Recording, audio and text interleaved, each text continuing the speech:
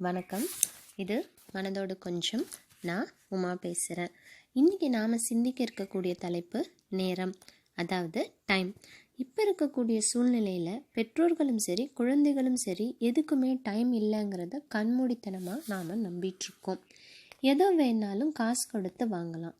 ஆனால் கடந்து போன நேரத்தை மட்டும் எவ்வளவு காசு கொடுத்தாலும் சரி எப்பாடுபட்டாலும் சரி திரும்ப பெறுவது அப்படிங்கிறது ஒரு சாத்தியமில்லாத உண்மை.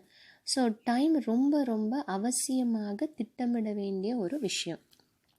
இப்போ குழந்தைங்க கண்ணோட்டத்திலிருந்து நேரத்தை பற்றி பார்த்தோன்னா, இப்போ இருக்கிற நிறைய குழந்தைகளுக்கு சாப்பிடக்கூட நேரம் இல்லைன்னு சொல்கிற பல பெற்றோர்களை நாம் பார்க்குறோம்.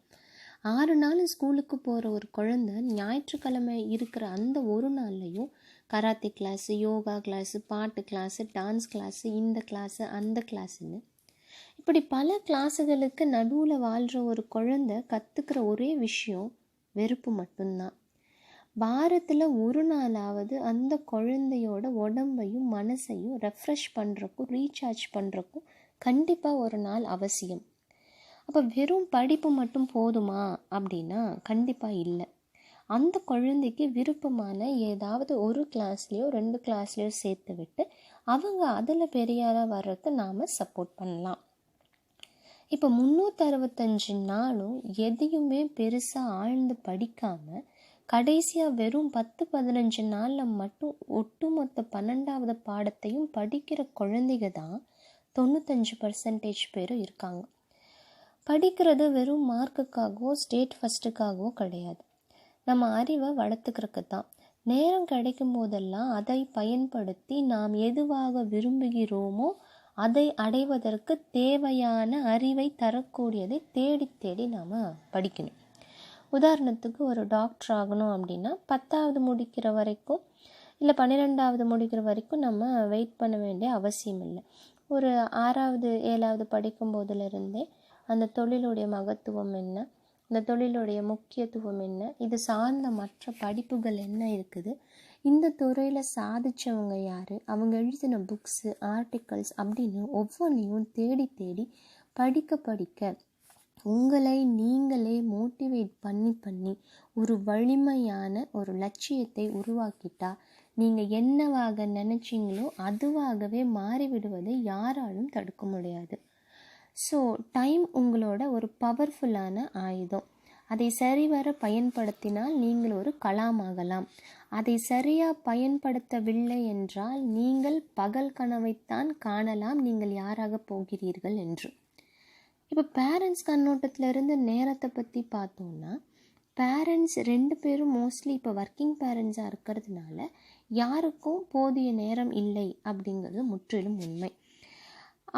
நாங்கள் 6 நாள் ஒர்க் பண்ணுறோம், ஒரு நாளாவது எங்களுக்கு ரெஸ்ட்டு வேணும் அப்படின்னு நாம் டிவி முன்னாடி போய் உட்காந்துட்டா நம்ம குழந்தைங்க ஃபோன் முன்னாடி உட்காந்துட்டு வாட்ஸ்அப்பு, ஃபேஸ்புக்கு, ஸ்டேட்டஸு, இந்த குரூப்பு அந்த குரூப்புன்னு அவங்களே ரிலாக்ஸ் பண்ணிக்கிறாங்க.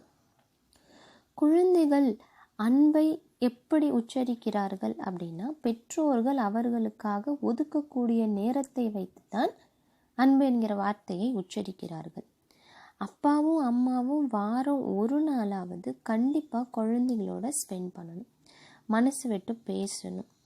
அது ரொம்ப அவசியமான ஒரு விஷயமும் கூட. ஏன் அப்படின்னா அந்த காலத்தில் தாத்தா பாட்டிங்க இருந்தாங்க, நிறைய மாரல்ஸ் அண்ட் வேல்யூஸை கதை மூலமாகவும் விளையாட்டுகள் மூலமாகவும் குழந்தைகளுக்கு கற்றுத்தந்தார்கள். அதனால் குழந்தைகளும் நல்ல பாதையில் செல்லவும் தன்னை நிலைநிறுத்தி கொள்ளவும் அது உதவியாக இருந்துச்சு. ஆனால் இன்றைக்கி நிலைமையே வேறு.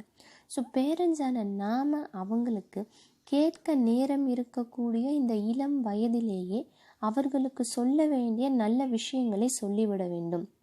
இல்லை நமக்கு ஒரு 55-60 வயசாகி நேரம் கிடைக்கும்போது சொல்லலாம்னு இருந்தோம்னா அப்போ நம்ம குழந்தைங்க இப்போ நாம் செய்கிற மாதிரியே எங்களுக்கு நேரம் இல்லை, எங்கள் அப்பா அம்மாவுக்கு வர வேலை இல்லை அப்படின்னு போயிடுவாங்க. அதனால் பெற்றோர்களாகிய நாம் அவங்கள ஃபினான்ஷியலாக ஸ்ட்ராங்காக வச்சுக்கிறது எவ்வளோ அவசியமோ அதே அளவுக்கு அவங்கள மன வலிமை உள்ளவர்களாகவும் தன்னம்பிக்கை தைரியம் உள்ள ஒரு நல்ல குழந்தையாக இருக்க செய்வதும் நம்முடைய மிக முக்கியமான கடமையாகும். நாம் நம்ம நேரத்தை அவங்களுக்காக இப்போதிலிருந்தே பயன்படுத்தணும் அப்படின்னு சொன்னால் டீனேஜில் வரக்கூடிய வேண்டாத சிந்தனைகளை அறவே ஒழித்து அவங்க ஒவ்வொருவரையும் நம்மால் நிச்சயம் சாதனையாளர்களாக மாற்ற முடியும். அதனால் குழந்தைகளும் சரி பெற்றோர்களும் சரி நேரத்தை நல்ல முறையில் திட்டமிட்டு பயன்பெறலாம். நன்றி, வணக்கம். இந்த வீடியோ உங்களுக்கு பிடிச்சிருந்தா லைக் பண்ணுங்கள், ஷேர் பண்ணுங்கள், சப்ஸ்கிரைப் பண்ணுங்கள். கீழே இருக்க ரெட் கலர் சப்ஸ்கிரைப் பட்டனை அழுத்திட்டு பக்கத்தில் இருக்க பெல் ஐக்கானையும் கிளிக் பண்ணிக்கோங்க. நன்றி.